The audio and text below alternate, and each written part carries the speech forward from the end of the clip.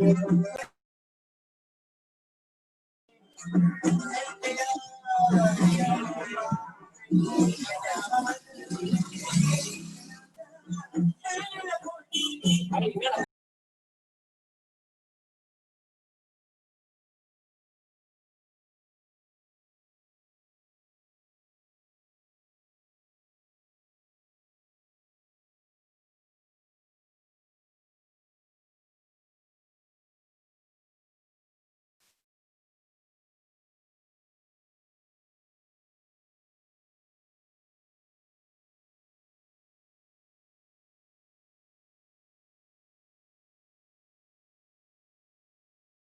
morning to all. I welcome you all for this webinar. We can start our session within 3 minutes.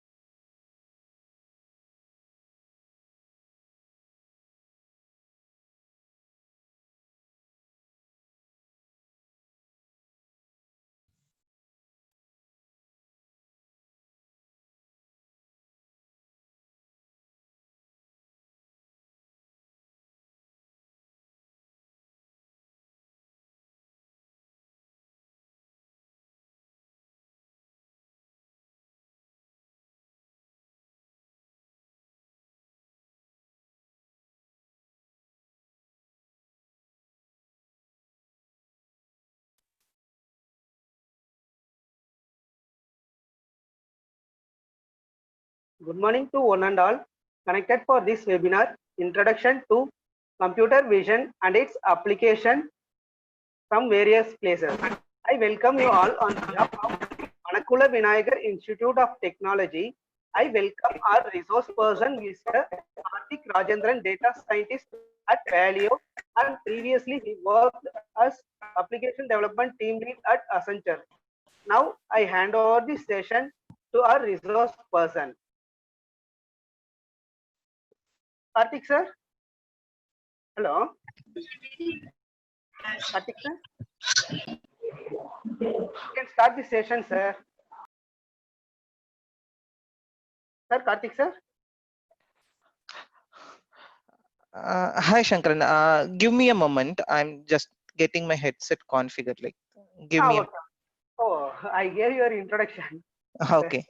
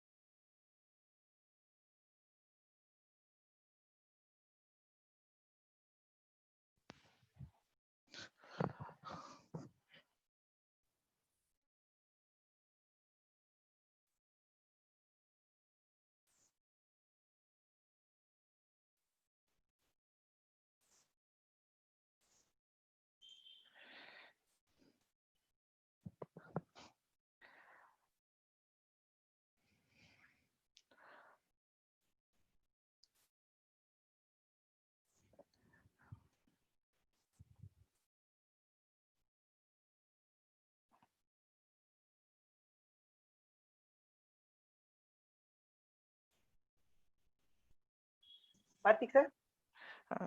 Hi everyone. Good morning, and I hope you can hear me well now. Yes, sir. We are hearing. Okay. So, good morning, everyone. And before starting, I would like to thank the Manakala Vinayagar Institute of Technology Management for giving me this opportunity to host the webinar. And special thanks to Assistant Professor Sankaran, who has been coordinating with me for almost 10 days now. Every day, I've been, we have been interacting for at least 3 times a day. He was coordinating with everything, setting up and all that. So thank you, Shankaran and the management for providing this opportunity. So with that, I'll quickly start my presentation.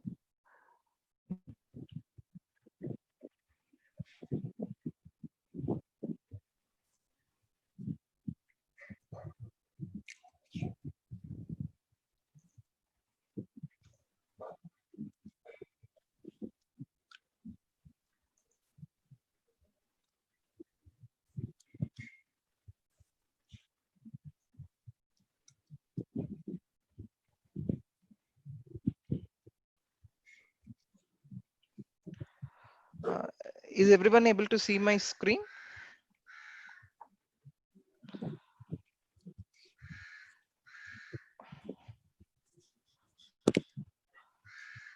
Yes, sir. Okay. Indian passportலாம் வருது CDP-ல.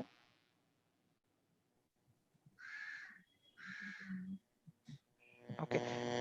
So to begin with computer vision. So computer vision is a interdisciplinary field, meaning it takes the concepts from various fields, like from detecting sensors, from computer science, from mathematics, statistics. So it borrows a lot of principles from different disciplines and tries to extract information from an image or video so that a machine or a computer can understand what is there in the image. So that's what basically computer vision is.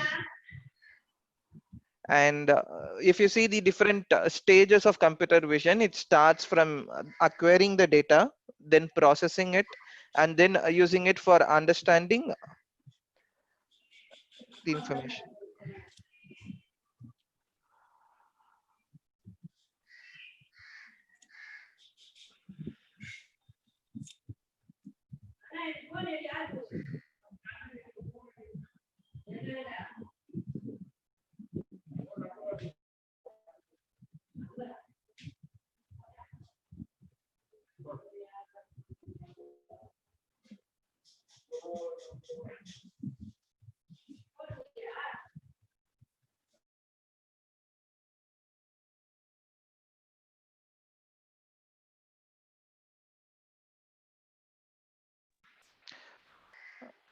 Yep. So I have muted all the participants. If somebody wants to talk, please unmute yourself and talk so that we can hear you. So to continue on, computer vision is into different processes, right? So it starts with acquiring your data, then processing it in a way that the computer can understand, and then extracting the information out of it and making informed decisions. And computer science is not a new field. There are a lot of people and researchers who have been trying to explore computer vision since 1960s. But there are certain factors which has an ரூம்ல சுத்தமா இல்லைன்னா அதுல ஏசில இது ஆகும் தான். ஃபுல்லா ஏசில ஆயிடும். அதே மாதிரி ரூம்ல வந்து கொஞ்சம் வந்து எப்படி சொல்றது, இப்போ இதுனா இப்போ இந்த இது பீரோ வச்சாலே அதுல கரண்ட் நிறைய இருக்கும். அது மாதிரிதான்.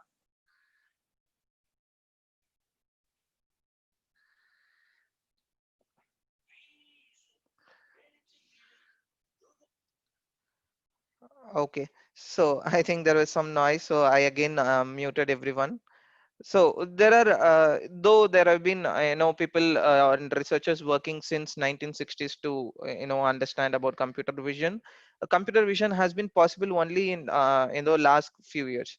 We will see what are the, key enablers that are, making it possible today. So the first one is the amount of data which is getting generated today.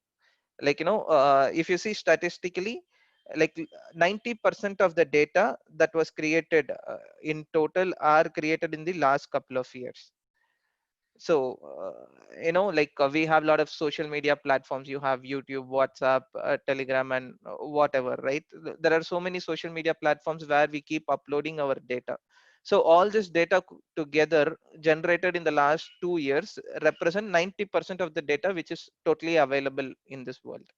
So, and another staggering fact is like, if you take one data that is getting generated in one day and store it in Blu-ray disc and stack all of those Blu-rays together, it will be taller than 4 Eiffel Towers put together. So that is the amount of data that we are generating today.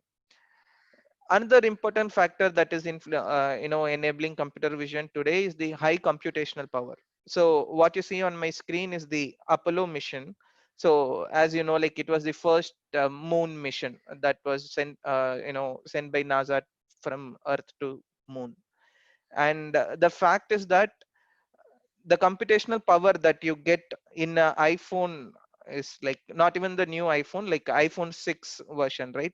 So that has a computational power which is like 1 million times more than the computer used in Apollo mission. So, mathematically speaking, your iPhone could handle 120 million moon missions at the same time with the same effort of, the Apollo mission. So that's the kind of computational power that we have in our hands today. And another important factor that is contributing to computer vision today is the low cost of cloud storage. So if you see the amount of money that a person should spend for storing the data has been rapidly decreasing. So if you see here from 1990, the rate that is taken for per GB storage is constantly decreasing. So people are able to store more and more data. They are able to process more and more data. They get more and more data. So all these are enabling the computer vision success that we have today. So what are the different problem types that we see, in computer vision? So the first one is like object classification. So here what we do is like you have an image and you want to classify whether that image is a cat or a dog. That's the most basic problem that is solved by computer vision, right? So object classification is where we classify an image into one of the category. And second one is object identification, where you identify an object saying like this is what object that you get. Then you have object verification. It is like your facial recognition and other things where you verify a person or verify an object using the computer vision. Then you have object detection. Say you have a picture and in that picture you have a cat, dog and duck, and you want to detect where these objects are, so that's called object detection. And object landmark detection is like detecting the famous landmarks. Say for example, in your Google Photos, now if you open and search like my photos which was in Pondicherry or which was in Delhi Taj Mahal or whatever, even if you haven't tagged the location when you took the photo, Google Photos will be able to find which location you took that photo. So that's called landmark detection. Then we have object segmentation, where you separate out an image. Say in an image you have a cat, you pull out where that cat is, so that's called object segmentation. Then we have object recognition. Say like inferring from the data. So you have a photo, from that your machine understands what it is. Say you have Google Lens, now you take a snap of a barcode or something. Your Google Lens identifies what is the product, what is its price, what is the review, where you can buy it, all that information. So that is called object recognition.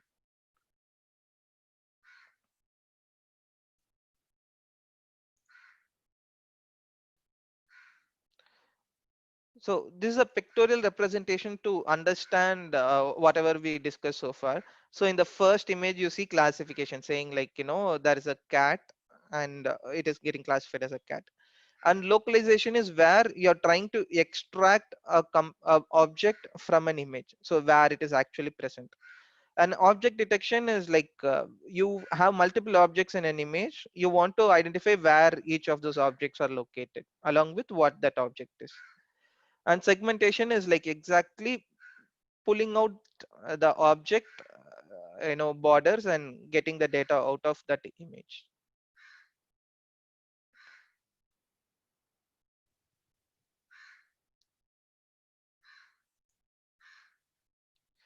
So whatever we saw so far as different problem types that we solve using computer vision, right? So now we will see how it can be applied at different places.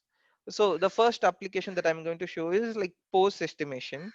So here what we do is like we try to get from a video footage or image footage, you try to find the pose of a person, or where his legs, hands, or everything is there. So you estimate the pose, and this can be applied in places like for gaming. Say you have a, even in Xbox you might have seen Kinect game, right? So you have a sensor taking the image, and based on the movement of your hands and legs you can play the game without any controller. So that's one example. And in virtual reality and augmented reality also, pose estimation is most commonly used. And even in CG, like a lot of computer graphics for motion animation and all, they use pose estimation for building good quality animations. So next application that we are going to see is autonomous cars. So again, there are a lot of players, right? You have Google, you have Tesla, everybody fighting for autonomous cars. So there we use, we saw different problem types, right? Now, if you see autonomous car, it uses both object detection, object segmentation, right? For getting the path where your car should run, it does a object segmentation.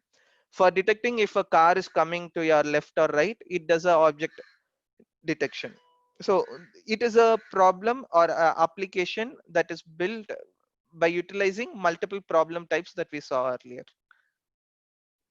So next one is shape detection. So here what we do is like from an image, we try to measure the length, breadth, or what is the structure of a component. So here, if you see there's a coin, there are different tablets.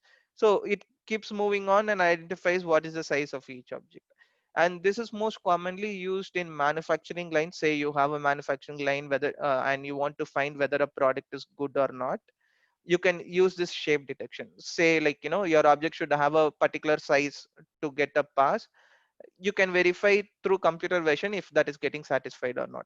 And it can also be used in other places for sorting, identifying defects and all that. So next we'll see style transfer. So science is not always serious, right? There is also a fun element to it, a kind of art element to it. So style transfer is using a image feed or a video feed and converting it into a different style texture. So as you can see here, the dog is jumping, right? And you see it getting converted into a different style in the right. So there are different frames that you can use, and there are different ways you can play. And some of the popular applications like this are like Prisma and other apps like Face App and all that you use. The next application is image restoration. So this may be old. People were doing this even without computer vision earlier. Now computer vision automates the process of image restoration. So you give a very old image, it restores it into the newer site. Then medical imaging. So medical imaging is one area where computer vision has proved that it can work much better than I see somebody raising their hand.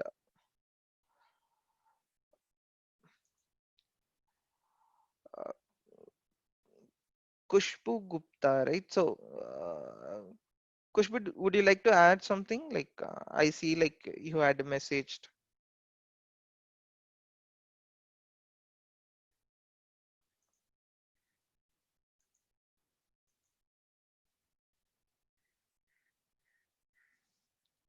Kushbu, actually you are muted. Maybe you need to unmute and talk.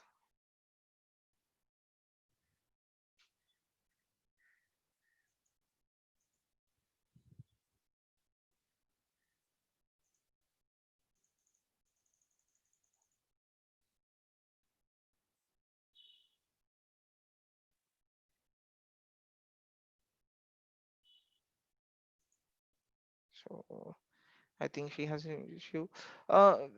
Guess, can you confirm if you're able to hear me properly? Like, there is no issue with the video, right?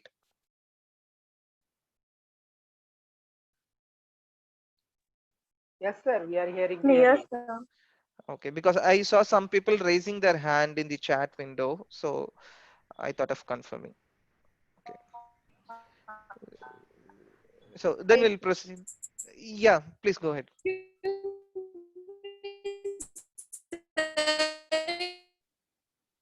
You're audible, sir. Any question or we can have it at the end of this session, sir. Yes, sir. Yes, sir. Sir. Yes, sir. Thank you, sir. Okay, sure. So I'll continue. So medical imaging is one area where computer vision is more and more applied these days. So any advanced scan or any assessment that you go through the labs today, even before the doctor suggests what disease you have, the reports give you the accurate details, right? These days the computer itself, from the image it takes, be it an x-ray or be it a CT scan or any other kind of diagnosis that you do, the system itself measures what is actually there and gives you the result as well.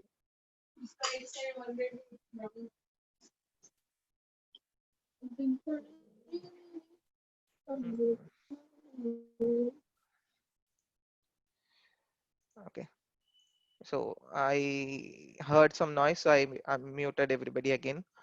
So medical image is one area where computation is more prominently applied these days, and computer vision is also performing much better than human capacity. And next we'll see 3D image construction. So you have multiple images together, with that 3D reconstruction is done. So like the example that you see on my screen.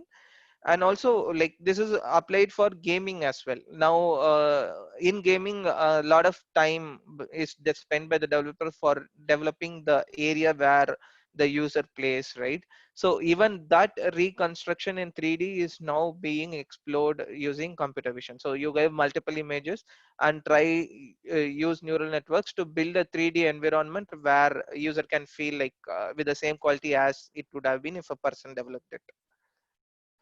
And then deep fakes, these are again one famous category that you might have seen in your experience as well. So here you see Mona Lisa picture talking. Actually what's actually happening is, like, there will be an image and there will be a motion capture person. So whatever the person does, the image will replicate the same action, so that you feel like as if the image is talking. So that's called deep fake.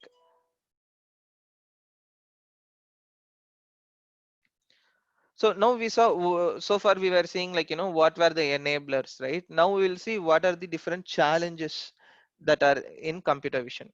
So the biggest challenge that we face is, like, we do not have a complete understanding of the biological vision even today. So whatever we have done so far is based on the assumptions that we have, like, how our eyes work. But scientifically we haven't had a complete picture of how our vision works. So that's the first biggest challenge. And the second one is the complexity of visual perception. So generally it is said, like, when you see something, it is not, you don't see the actual thing, right? You perceive things. Say for example, you have a photo, and that, in that, say you have a take a selfie. Now in that photo your face will have, or capture at least 70 to 80% of the area that is in the photo. Say now you are going to Taj Mahal or some landmark. Now you are taking a photo. In that, your face will constitute only about 5 to 10% of the area of the photo. In both the cases, it is the same face, but in one image it will occupy 60 to 70% of the area. In another image, it will occupy only 5 to 10% of the area. So the variance that you have for the same object between different photos is very huge. And as humans, we are accustomed to understand it, but to make the machine understand the same, it is very difficult.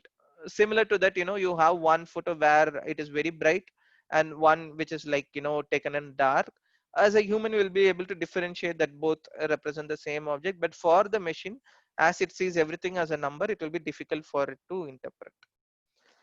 And this is one famous meme that goes across regarding computer vision. When people talk about artificial intelligence, everybody starts thinking about Terminator and all that stuff. But actually what we are doing today is very simple, as, like, identifying whether a dog is there or where the dog is there or which exact part dog is there. That's all we have been able to do in computer vision. So we don't have to worry about general intelligence at all. So moving on, let's get a little deeper. So far we saw like what is computer vision, what are the things that have enabled computer vision, and what are the challenges associated with it. Now we will see how the computers see. So this is an image of Abraham Lincoln, but I haven't taken a clear image because I wanted to display the numbers in the same slide. So I have enlarged it such that I have only few pixels. So you see the image, very pixelated. Now you can see a rough image of a face, right? You have eyes, nose. So now how the computer sees is by numbers, right? Say I use a 8-bit number to represent the image. So by 8 bits, I can represent 2 to the power of 8, right? So it can be up to 256. I can have values between 0 and 256 to represent my image. And now when I have a deep black, say I take this pixel, it is deep black, right? So that will be represented as 0. So in the second image, if you see, it is shown as 0. Similarly, say you have a extreme white like this, a full pure white, it will be represented as 255. So it's between 0 and 255, right? So 256 value means 0 to 255. So the extreme white will be 255. So here you can see 255. And anything between that, between this extreme white to extreme black, based on the shadeness that it has, a number will be assigned between 0 to 255. So, and this gives you an explanation why computer vision algorithms perform better than a doctor in medical imaging.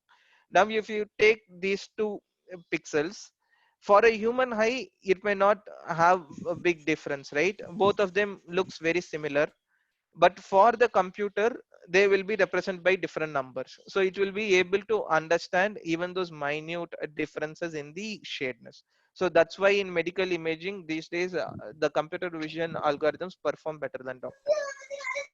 And on the third side, like after removing the shades, you see the numbers, right? Just a number in the matrix format.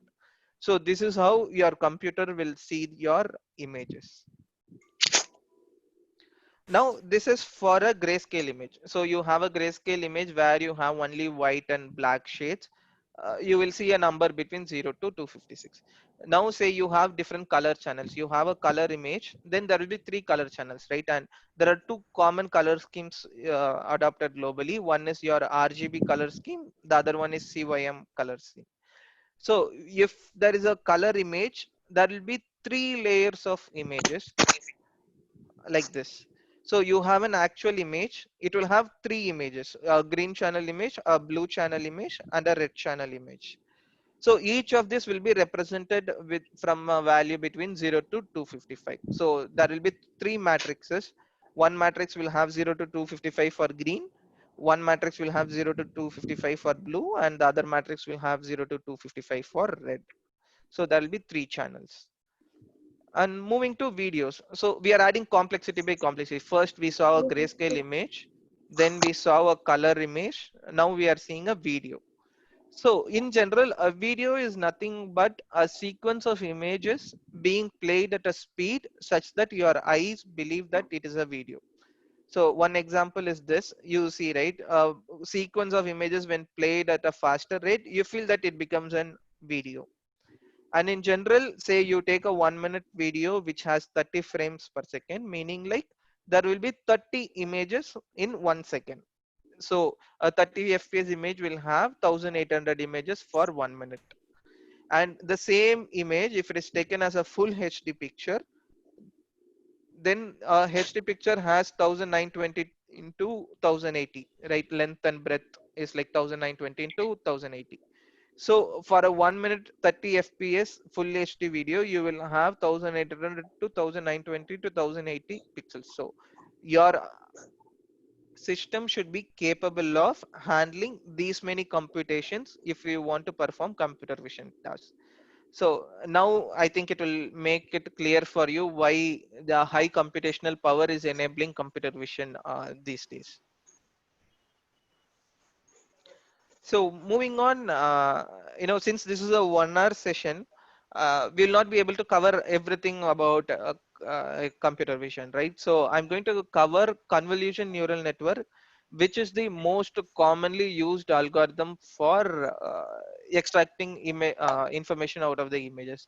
So in deep learning technique, whenever you go for image processing or video processing, convolution neural network is like the basic structure. That is what is used, as the basic.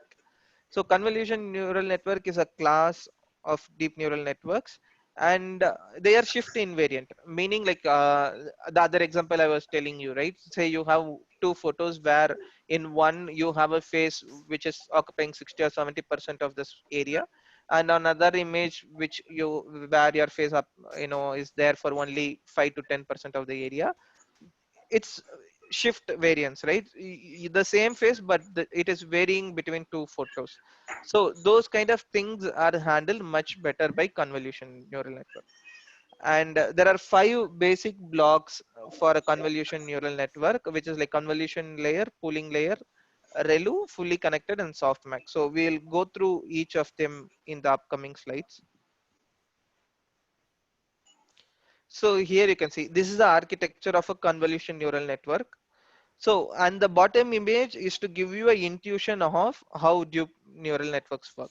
So initially you have an input image, say you have a car and you want to, detect where the car is. So now first convolution, what will happen is a part of the image will be taken and given as input to the convolution layer, and convolution layer will try to extract features out of it.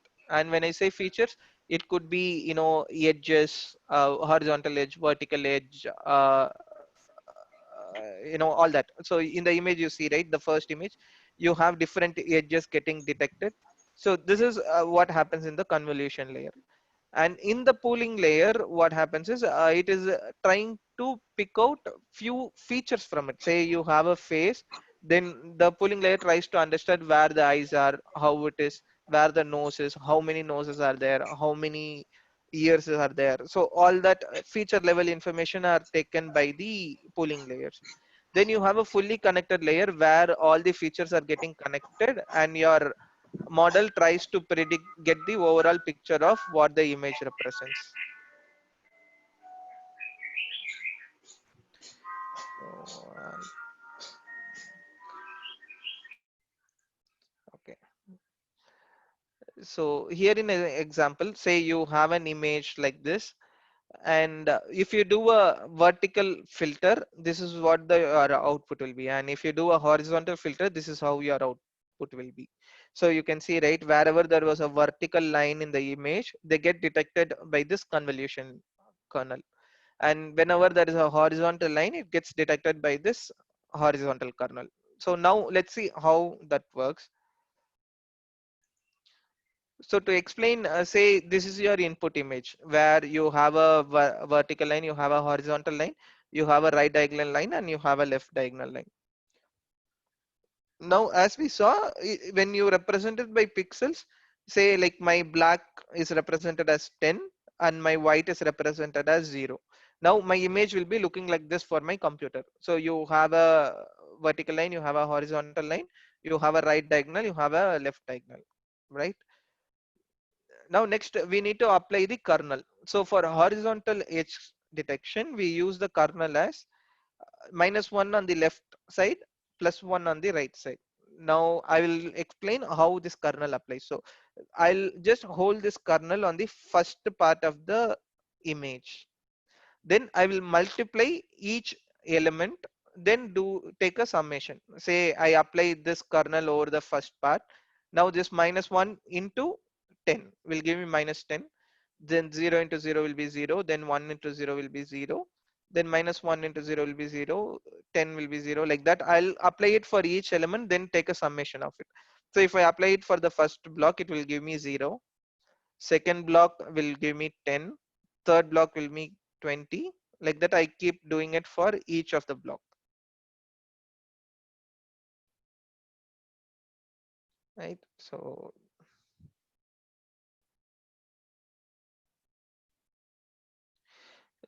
now in the image, if you see,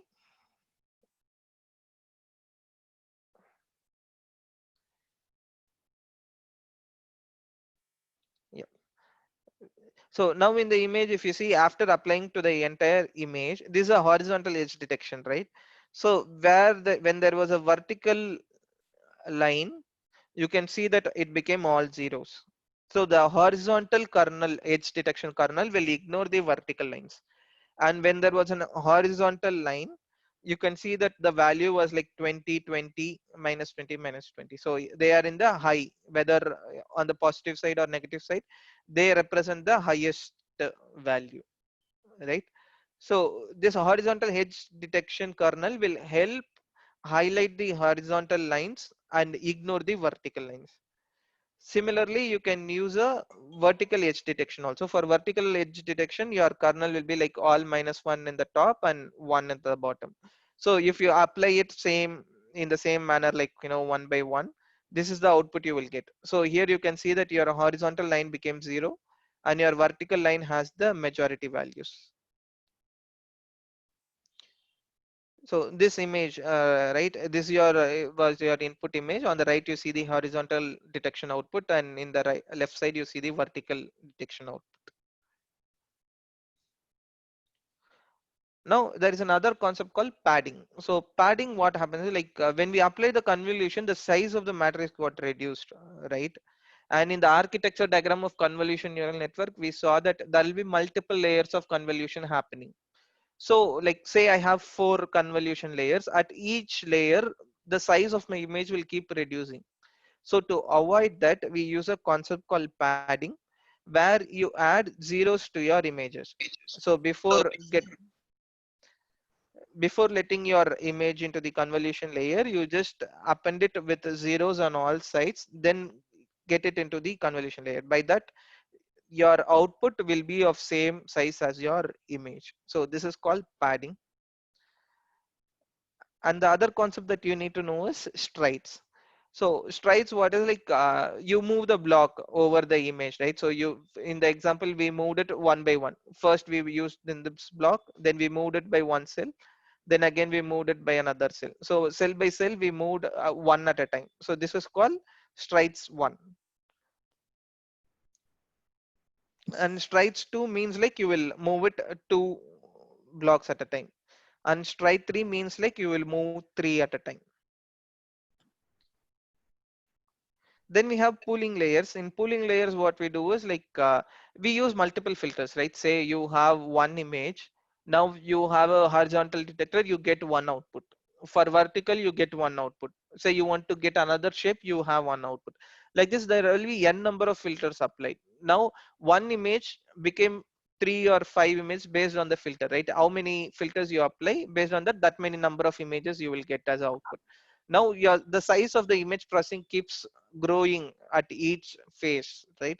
To reduce that, we use pooling layers. In pooling layers, what we do is like try to reduce the size of the image. Say I use a pooling layer of 3 cross 3. What I would do is at each block of the image, I will apply a 3 cross 3 matrix and take either a summation or average or whatever. There are different pooling layers. We have like averaging pooling layer, we have a max pool layer. So max pool layer will get the maximum value in that. Say in this example, I am taking max pool layer. So in the first 3 by 3 block, you can see the maximum value was 10. So my first value is 10. In the second block, if you see, it is 0. So it is 0. In the third block, it is 10. So it is 10. Like that, I keep doing it for all cells, and this will be my output. And if you take a closer look at this image, in the bigger image, you see a vertical line, you see a horizontal line, you see a left diagonal and right diagonal line, right? In the smaller image also, if you see, you have a vertical line, you have a horizontal line, you have a left diagonal and right diagonal images. So that will explain you what pooling layers is. It will still have retain all the features of the bigger image, but the size will be much lesser than what the actual image was. So this is pooling. Now by seeing this architecture, you will be able to understand better, right? Now you have input, then you have a convolution layer, multiple convolution layer combinations you see. Then you use a pooling layer, then you flatten it. Flattening is nothing but you have a matrix of values, right? You flatten it into one serial array, that becomes flattening. then you have fully connected layers, nothing but your neural network. So we will not be going into it. It will because this is an introductory session, right? So I don't want to get so deep into it. For now, you can understand that the fully connected layer is nothing but the actual neural network that you build. And finally, there will be a softmax layer. Say you want to find 6 objects in your image, then there will be 6 levels in the softmax layer. So the number of classes in this softmax layer will be the number of the objects that you want to detect from the image. So with this, I'll stop my theory. I'll show you some demo of how image processing is done.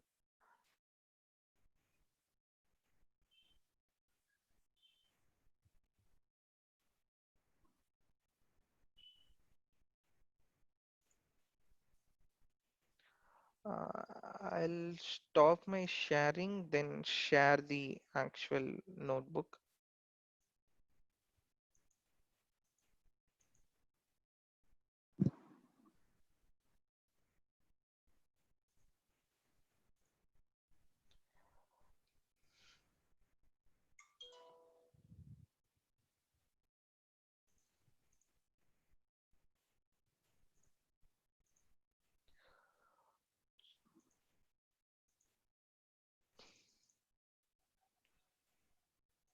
Chat window.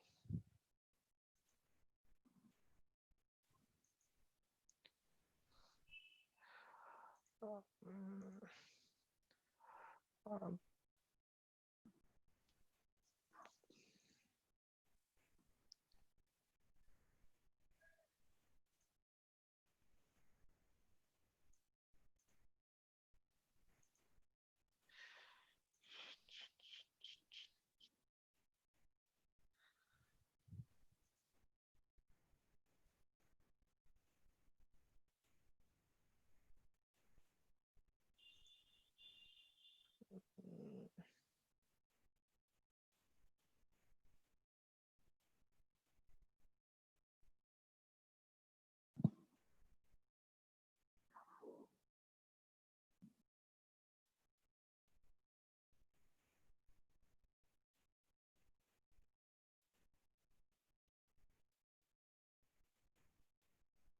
Hello, Karthik sir. Hello, Karthik sir.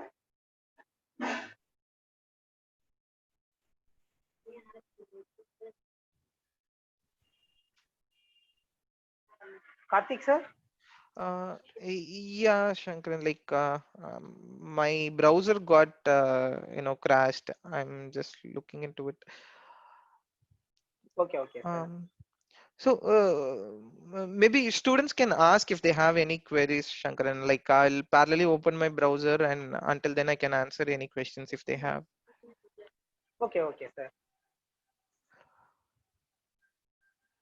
Participants, if you are having any doubt, you can ask now in chat box.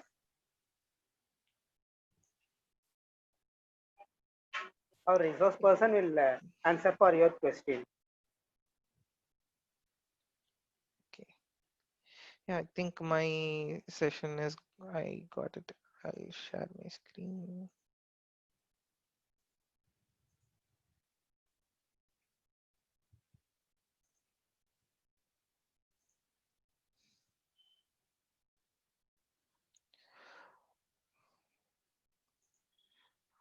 Okay. Okay, I think there are no questions. Then I'll get started. My browser started. So I'll share my screen. So this is where I maintain my code. Actually, like this is my channel where I have all the videos related to data science. You guys can look into this, and you can also access for this code actually. So any video that you get into,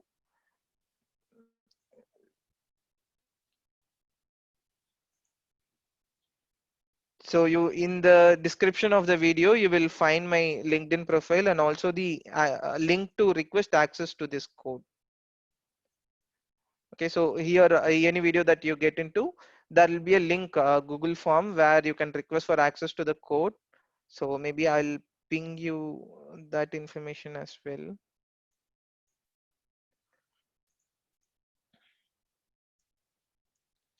So in the chat box, like I've given 3 links. One is the YouTube channel link where you can find this information.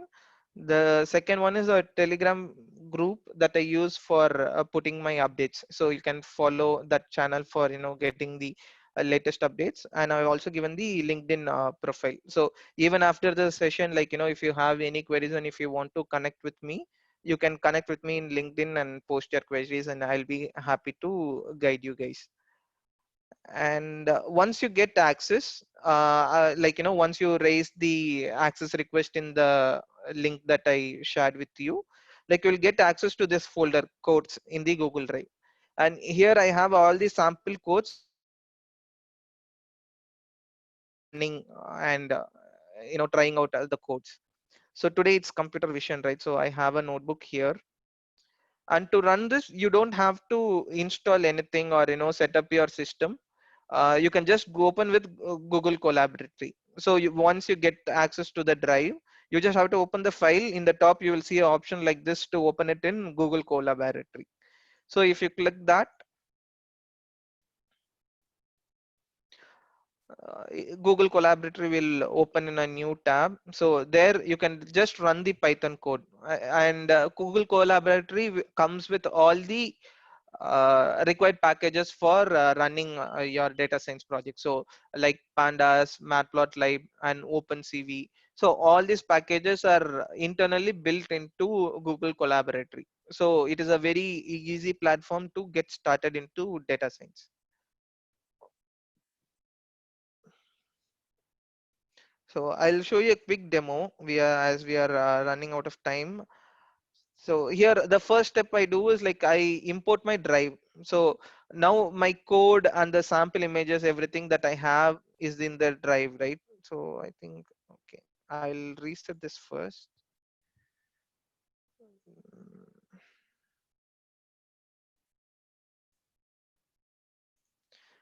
So to run the command, like either you can click on this play button or you can do a shift enter on the cell. So either way it works. So when you click on the play, now it says like my drive is mounted. If it is not mounted, you will get an authorization box. You just need to give your code there and your drive will get updated into the collaboratory. Next, what I'm doing is like I'm importing my OpenCV. OpenCV is imported as CV2. Then I'm importing Matplotlib, which will be used for plotting the graphs. Then I use a NumPy, then contours for getting the data. Then this is for displaying the image, and this is for clearing the output sequentially. Then I load the data from this path. And actually the image that I'm going to do today is like a Sudoku image. So everybody would be aware of Sudoku, right? You have a 9x9 matrix, you have some certain numbers unfilled. Your job is to identify which number should come in the blank spaces and fill it. So now if the same problem has to be done through computer vision, I will show you how it needs to be approached. So now first step, I'm importing all the required libraries, then loading my image. And here I'm printing the image that I have in the drive. So this is the image of the Sudoku, newspaper cutting, right? There is a photo I have taken. The first thing that I do is I'm resizing image. So my image name was Sudoku, right? Now I'm re-imaging to 500 cross 500 matrix just to reduce the size and make it more square. So now you get this image. Next, I convert it into grayscale. Actually, this is a newspaper cutting, so it is already in a grayscale image. If you had used a color scale image, then you can do this, converting it to a grayscale image. Then what I do is, now this has varying values, right? Like we saw, like from 0 to 255, each pixel can be of any value. But for my image processing, I want to extract the digits. So I want to have it either as 1 or 0. Lesser than 20, make it 0, and anything beyond that, make it 255. So once I do that, you can see that my grayscale image was converted into a pure black and white image where either I have a full black or full white. But there is an issue with this, right? Say in this block, if you see, the borders are clearly visible. But in this part, if you see, the borders are not visible. The reason is the image, if you see, it is sharp the left corner. Here blacks being very sharp. So my algorithm is able to pick the black and white properly. But in the top corner, if you see, it is blurred, right? So these pixels are falling below the 200 pixel range that I gave for conversion. So that is why when I convert it, all this became whites.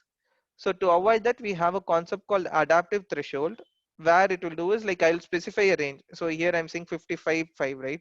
So this image will be split into 55 bar 5 matrices. And for each matrix, maximum pixel value will be taken, and that will be used for threshold. So I'll quickly show you how it is. So now after applying adaptive threshold, you can see that these pixels are also working fine. Now I need to convert my whatever portion I'm interested should be in white, and whatever I'm not interested should be in black, right? But here if you see, it is opposite. The numbers are in black and whatever I don't need is in white. So I do a inverse to that image. So now this is our processed image, right? Now I have my areas of interest in white, and I have to filter out the images. So you can see that I'm taking only the edges. I use horizontal and vertical edge detectors, take out only the cell value so that I'll be able to pick up the numbers. And next I dilate it a bit. Dilation is used to make the lines thicker. So here it was very thin, right? So to make it a little thicker, I use a dilate function. So it became a little more visible. Now again, this is some of these lines are broken, right? My outer box is fine without any breakage, but internally these lines have breaks, right? So I need to fix it somehow. For that I use how transform.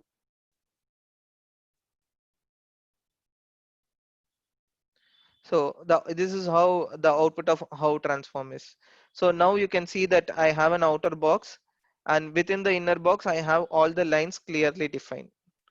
Now if I do a R image of this image and this image, I will get only the ones which are missing in this image, so that I'll be able to extract the grid, and from that I will train a neural network to get the numbers. So this is a function that I have written. So actually this is for solving the Sudoku. Say for example, now after this what we need to do is I need to overlap this image with the Sudoku image that I have, then pull out only the numbers that that are needed. Then for each of that number I will extract it into a grid. Now here in interest of time, I have created a grid myself. So say for example, this was my grid, and the zeros represent black values, and you see 3, 4, right? So considering that this is the value of the Sudoku that I am extracting, now I'm trying to solve the Sudoku problem. So you can see that I got the output within few seconds. So like this, you can solve many puzzles just using computer vision. All you have to do is just connect the final image with the number, and you need to have a neural network to extract detect the actual numbers, and then you need to store it in the grid. And if you run this function, you will be able to get the output.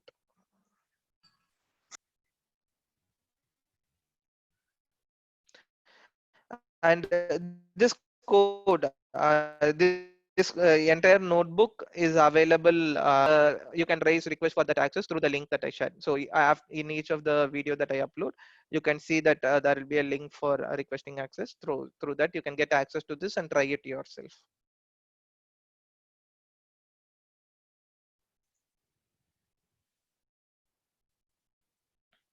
So with that, I stop presenting. So we have 8 minutes. So I thought I should finish 10 minutes before. So I'm late by 2 minutes. So last 10 minutes open for questions. So you guys can, post any questions that you have.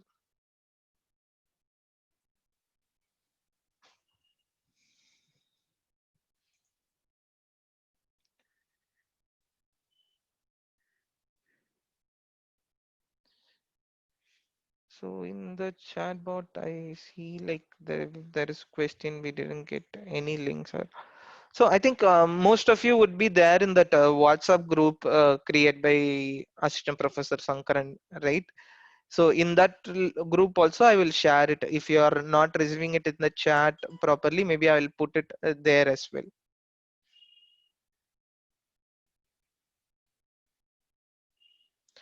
So I'm getting questions. Can we use this computer vision for natural language processing? No, actually, if you take deep neural networks, there are two broad classifications. One is convolution neural network, the other one is a recurrent neural network. So speech related items and time series related problems needs to be done through recurrent neural network. So recurrent, the term itself represents, right? It represents continuous.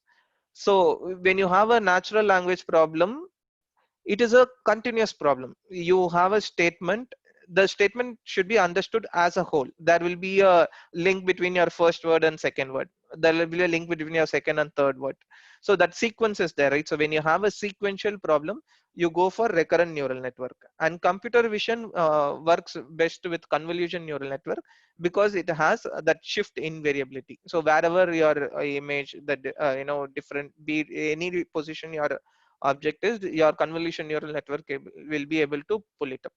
So almost even state of the art algorithms, if you see, the basic building blocks will either be your convolution neural network or a recurrent neural network.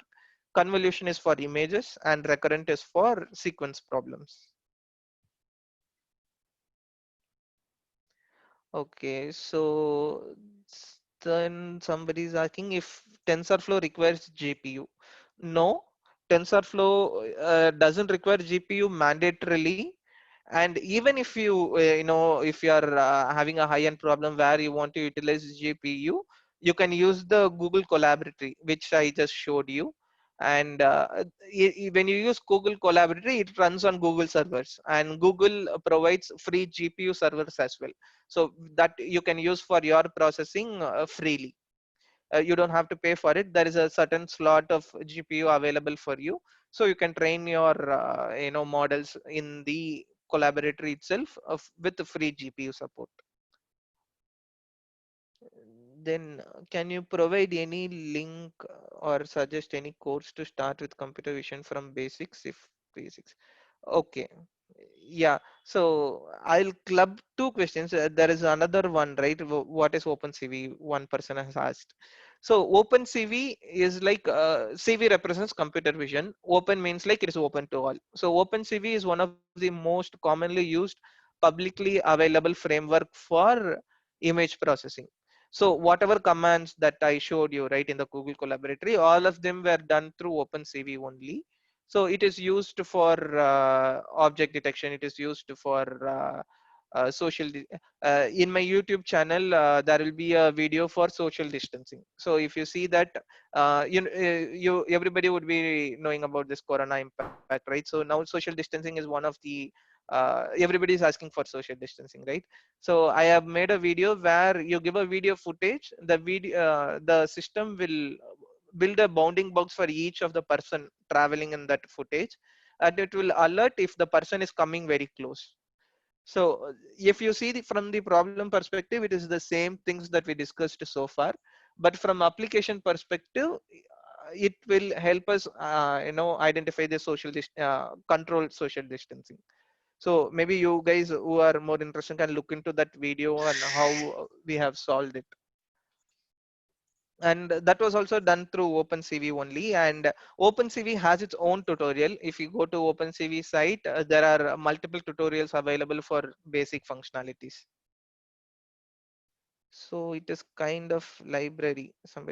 OpenCV is actually a framework. So OpenCV is available for Python. OpenCV is available for R. OpenCV is available for using it along with C. So there are different platforms you can use OpenCV. It is a separate platform that can be placed across any data science platform that you want to. Then the other question, what are the many types of neural networks? So neural networks at large, as I said, are, very broadly, if you see, there are two types: convolution and recurrent neural network. But they are used for building much more complex things. Say you have BERT, which is called bidirectional encoder, and recently there was a transformer launched which is giving very state of the art accuracy. There are multiple variants of these two networks, and they are named differently. You have encoders, you have transformers, you have BERT. There are multiple things available, but at the core, if you see, all of them will either fall into your convolution or your recurrent neural network. Then, can computer vision techniques are possible to replace CCTV camera? So CCTV camera is like your feed, right? So even if you develop a computer vision algorithm and build everything, all this is done in the processing end. So your CCTV camera will be like your input, right? So it is like, as I told in the very first beginning, like it is an interdisciplinary field. It gets from different fields. You have a CCTV camera that can be given as an input to your image. So that is different from what computer vision is. Computer vision is more about the feed that you get from CCTV. How do you infer that? How do you get information from it? How do you use it for other applications? So that is done by computer vision.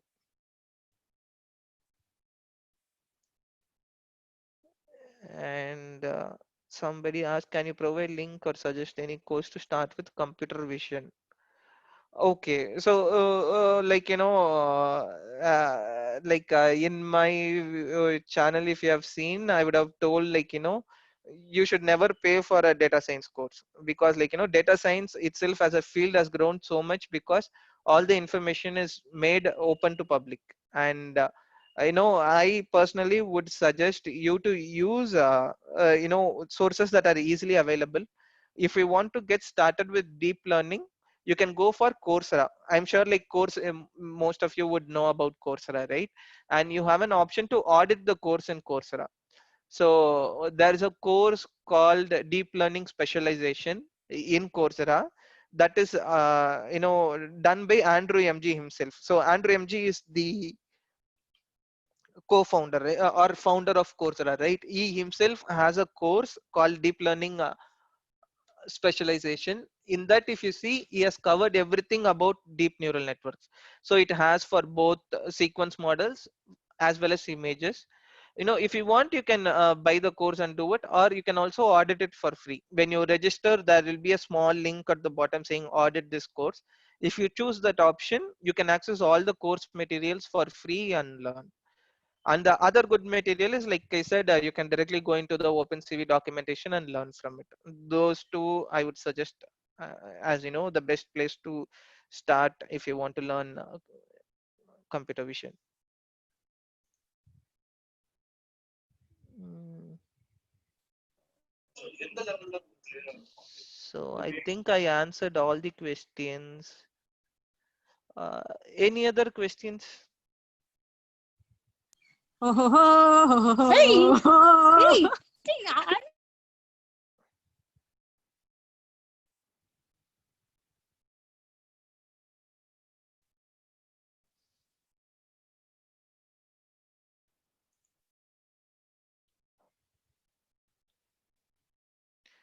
So guys, I think everything is good. So if there are any questions, I think we can close out the session. Maybe like Shankaran, maybe you can confirm, Yes, sir. somebody is asking, can you give insight on image restoration? So image restoration, maybe you can check out again. I told you I have my drive, right? There you will have a file for style transfer. So how it actually is happening is one good thing about neural networks is transfer learning.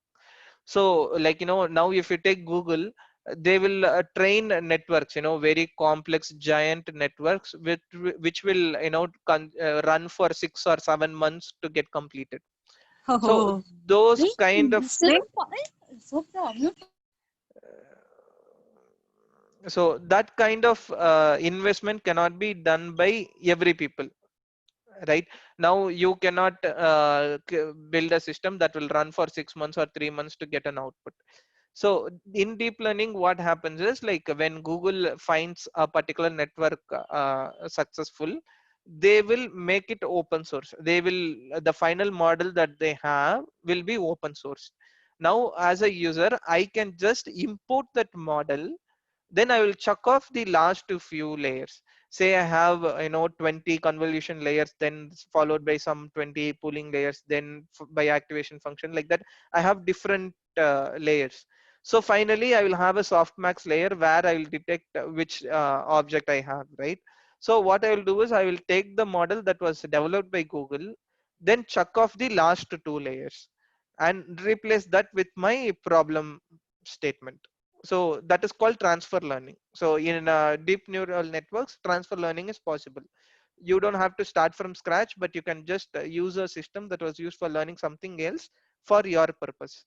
So through that you can develop more accurate models. So image restoration is similar to that. You have a image, then you have an output which is smooth, and then you keep training it on multiple images. Finally, when you give a broken image, since this network is tuned to create a smooth image, your output will become like a restored image. So that's how it actually works.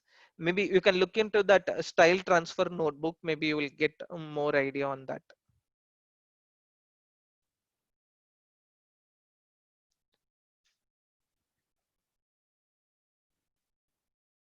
So I hope I haven't missed any other questions.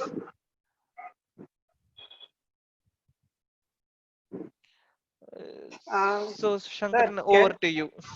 okay, sir. I thank our Sri Manakula Vinayagar Educational Trust founder, chairman, Sri N. Kesavan sir, chairman and managing director, Sri M. Dhanasekaran sir, our vice chairman, Sri S. V. Sukumaran sir, our secretary, Dr. K. Narayanasamy sir, and our principal of Manakula Vinayagar Institute of Technology, Dr. S. Malarkan sir, our CSC department head, Dr. S. Pariselvam sir, and all department heads and all coordinators and staffs for support. And also I thank all participants of various places and our resource person, Mr. Karthik Rajendran, for spending his precious time with us. Thank you, sir. Thank you for participants. Also, I shared feedback link in chat box. I request you all to fill correctly, since the details entered in the feedback form will be printed in certificates. So fill carefully. The feedback link will be opened for another 15 minutes. Once again, I thank you all. Thank you, sir. Thank you, participants.